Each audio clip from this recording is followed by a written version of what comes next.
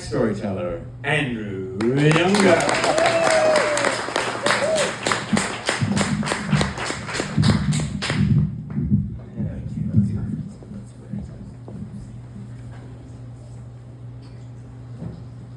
My father finished 9th grade high school with big plans for the summer. Hanging out with friends, learning to drive, maybe meeting some girls, big freshman year plans. On the last day of school, his mother informed him that he had been enrolled in several weeks of summer school. Worse yet, he would be learning to type. So not only was he going to spend the summer of 1959 stuck back at school, he would be learning a skill that to his 15-year-old brain had no value whatsoever. But his mom made it very clear that he had no choice in the matter, and he begrudgingly took the course. Fast forward to 1970, my father's out of college, back in Flint here, and with a job, but not one that really had much promise for growth or stability. One night, some friends set him up on a blind date. It must have gone well because the two of them hit it off, and as time went, they fell in love. 6 months later, at the age of 25, my father learned that he had been drafted to fight in the Vietnam War. This was not an exciting prospect for him for several obvious reasons, most of which was that he had just found the love of his life right here at home. While her family was willing to help move them to Canada so he could avoid the draft, his family firmly held the belief that when your country calls, you answer no matter what. He knew that if he didn't fulfill his duty, things would never be the same between him and so many that he loved so dearly. So he went off to boot camp, where the Army tries its best to turn fresh recruits into weapons, or at least make them indifferent to the acts of war.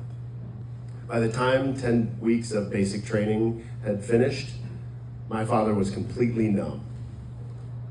While in line to board the plane that was headed straight for combat, each soldier had to stop at several desks along the way, signing forms and exchanging information.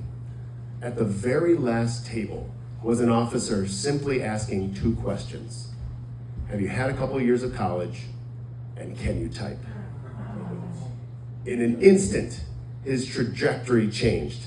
Instead of fighting in Vietnam, he went to an Army base in Georgia where he served as a clerk for generals on the verge of retirement.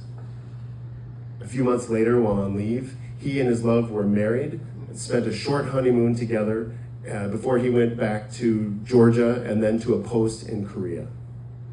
During his 2 years of military service, instead of shooting at strangers and dodging bullets, my father filed papers and wrote speeches for superior officers.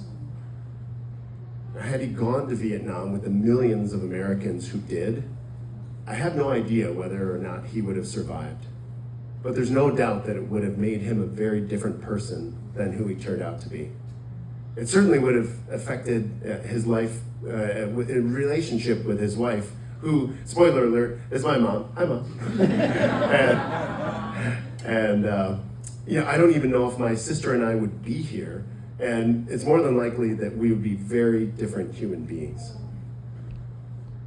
My father saw his time in the Army as a sort of purgatory, a punishment for sins that he didn't understand, a time where his life was not his own. Like so many of his fellow soldiers, the only constant was the hope to come home safely. And despite the misery of those years, he did come home with a renewed sense of purpose and a gratitude for the freedom and the responsibility that we are so lucky to have here in America.